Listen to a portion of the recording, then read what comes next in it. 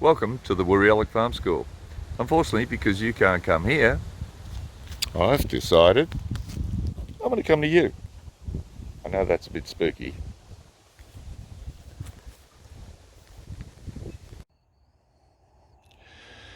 Carax oppressor is one of the species of grassy sedges that will be used to revegetate along the Yarra River after the willows have been removed. We've got these ones growing around our ponds at the farm school, so you can see how they're likely to be able to hold the ground together once they're planted along the banks of the river. Here are the seed heads, and I can just pull the seeds off like that. Believe it or not, in there are some of the seeds which we put into our trays and grow new ones, which you're going to pot up. Righto, here I've got a little handful. I took them from a number of different plants, just so that I've got different parent plants, just for the diversity of it all. Now, that's not all seed.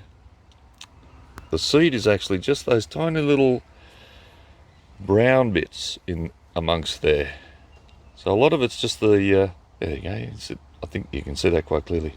So all I have to do is, in this case, is just sprinkle them over the top, try and spread them out a bit so that they're not all clumped up. Now, this is just regular potting mix. I'll talk about that in a moment. And then I just, I lost track of myself there for a sec. Just rub them in a little bit, pack them down a little. Give a little bit of, just a handful or so of soil to go on top. That should be plenty.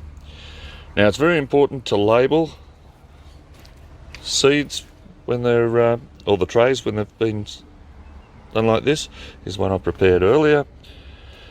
It's important to label it because we've got lots of trays of different seeds. We might get them all mixed up otherwise. And it's important to put the date on as well, that you've done it, just so that you can have some expectation of when they're ready to happen. These should be ready within about 3 weeks, and if they haven't popped their little heads up by then, perhaps well, maybe we got them too late.